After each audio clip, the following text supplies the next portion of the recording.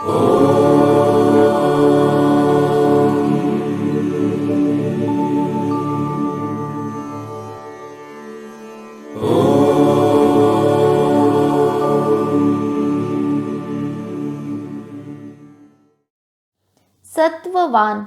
बल, वीर्य, सामर्थ्य, साहस और पराक्रम से पूर्ण होने के कारण भगवान को सत्ववान नाम से सुशोभित किया गया है।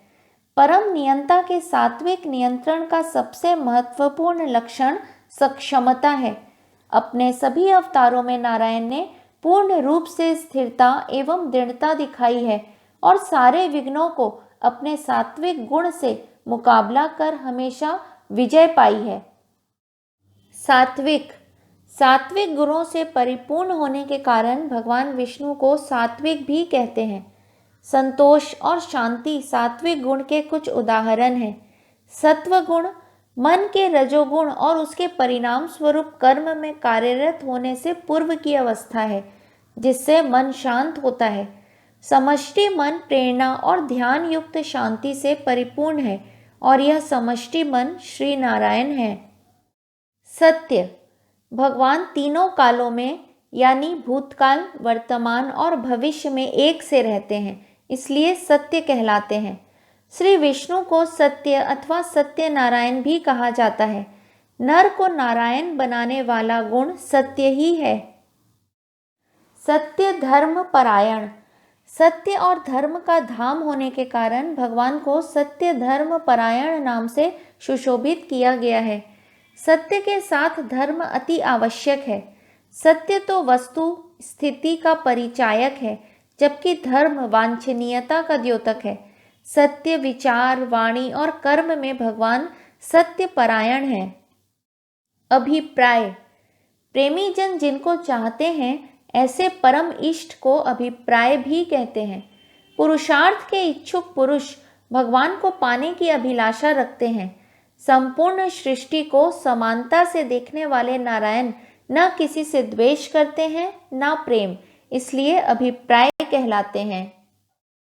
प्रियाहर प्रिय अर्थात विषय पदार्थ जो हमें परमाधिक प्रिय हैं। श्री हरि अपने भक्तों के सर्वाधिक प्रिय द्रव्यों द्वारा आराधना के पात्र हैं, इसलिए प्रियाहर कहलाते हैं। भगवान विष्णु प्रेम और विश्वास के मूर्त रूप हैं, इसलिए भक्त के पूर्ण प्यार और इच्छा के पात्र हैं। अहर भगवान विष्णु स्वागत, आसन, प्रशंसा, अर्घ्य, पाद्य, स्तुति और नमस्कार आदि पूजा के साधनों से पूजनीय हैं, इसलिए वे अहर नाम से संबोधित किए गए हैं। नारायण ही अपने समग्र भक्तों द्वारा पूजनीय हैं, इसलिए यदि हम कोई भी वस्तु प्रेम, स्नेह और आदर से सिंचित कर ईश्वर को समर्पित करते हैं तो परमात्मा शीघ्र आकृष्ट हो जाते हैं। प्रियकृत भगवान श्रद्धालुओं के कल्याण के लिए हमेशा तत्पर रहते हैं और दुष्टों की इच्छाओं का नाश करके जगत का कल्याण करते हैं, इसलिए प्रियकृत कहलाते हैं।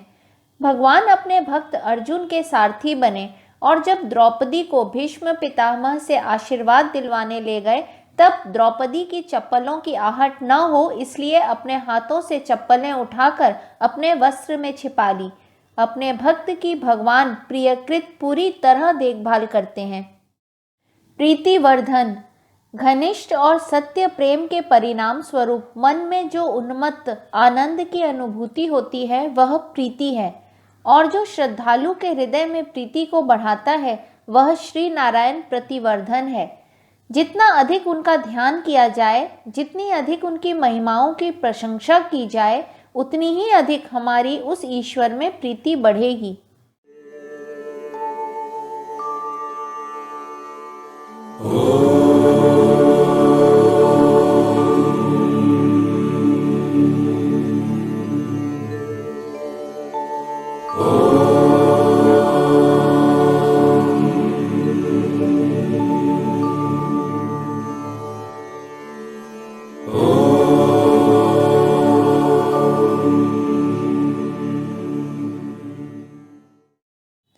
विहायस गति विहायस का अर्थ है आकाश से संबंध रखने वाला, उस पर निर्भर करने वाला। गति का अर्थ है गतिशील। भगवान नारायण आकाश में सूर्य के रूप में यात्रा करते हैं, इसलिए विहायस गति कहलाते हैं। ज्योति, भगवान स्वयं प्रकाशित हैं और उनके प्रकाश से ही सब उज्जवल होता है, इसलिए नारायण परम ज्योति कहलाते हैं। गीता में भगवान कहते हैं, मैं ही परब्रह्म ज्योतियों का ज्योति हूँ। भगवान विष्णु ही संपूर्ण चर अचर जगत के समान रूप से निरपेक्ष प्रकाशक हैं। वे ही सबसे प्रथम आत्मदैदीप्यमान अव्यय सनातन दिव्य दीपक आत्मस्वरूप परमात्मा हैं, इसलिए ज्योति नाम से सुशोभित हैं। सुरुचि, सुरुचि अर्थात सुंदर रुचि और कांति वाले। श्री नारायण असीम सत पूर्ण वासनाओं अर्थात पूर्ण कारण शरीर माया के माध्यम से संपूर्ण सृष्टि की रचना सुंदर रुचि से करते हैं, इसलिए सुरुचि कहलाते हैं। भगवान की शोभा अद्वितीय अवर्णनीय है और उनकी कांति से यह जगत आलोकित है, इसलिए अद्भुत अति सुंदर सृष्टि के रचयिता श्री विष्णु सुरुचि नाम से विख्यात हैं। हुतभुक, जो यज्ञ अग्नि में आहुति के रूप में श्रद्धापूर्वक अर्पित की गई समिधा को स्वीकार करता है। ये आहुतियाँ जो किसी भी देवता के नाम से अर्पित की जा सकती हैं, सभी उस देवता के स्वरूप में नारायण के द्वारा स्वीकार की जाती हैं, क्योंकि वह ही असीम आत्मा है जो पृथ्वी एवं अन्य लोकों में सब रूपों में गत है। विभु, तीनों लोकों के स्वामी भगवान विष्णु सर्वत्र समान रूप से व्याप्त हैं, इसलिए विभु कहलाते हैं।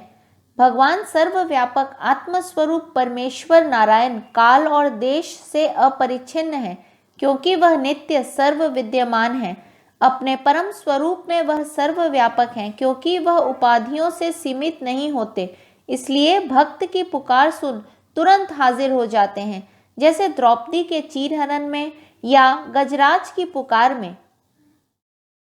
रवि, रसों को ग्रहण करने के कारण भगवान विष्णु रवि नाम से अलंकृत किए गए हैं।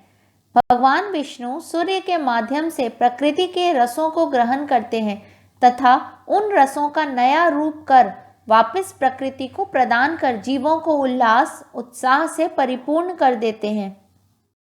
विरोचन, भगवान को विरोचन कहते हैं, क्योंकि वे विभिन्न रूपों में दैदीप्यमान हैं, जैसे सूर्य, चंद्रमा, अग्नि इत्यादि रूपों में। भक्त ईश्वर के जिस रूप का ध्यान करना चाहता है, ईश्वर अपने भक्त के आनंद के लिए उसी रूप में प्रकट हो जाते हैं। जैसे प्रहलाद की रक्षा के लिए आधा नर और आधा सिंह अर्थात नृसिंह अवतार में भगवान प्रकट होकर उन्हें बचाए। सूर्य, व्युत्पत्ति मूलक रूप से इस शब्द का अर्थ है वह जो एकमात्र स्रोत है जिससे सभी पदार्थ उत्पन्न हुए या जिससे उनका सृजन हुआ। प्रथम कारण के रूप में परमेश्वर ब्रह्मांड की योनि है। विश्व की सतह पर सूर्य सभी प्राणियों का पालन पोषण करता है। सूर्य रवि रूप में रस ग्रहण कर निस्वार्थ भाव से वर्षा रूप में वापस प्रदान करता है। प्राणियों को ऐश्वर्य, शोभा, ऊर्जा प्रदान कर उनका सर्वांग उत्थान करते हैं, इसलिए भगवान सूर्य भी कहलाते हैं।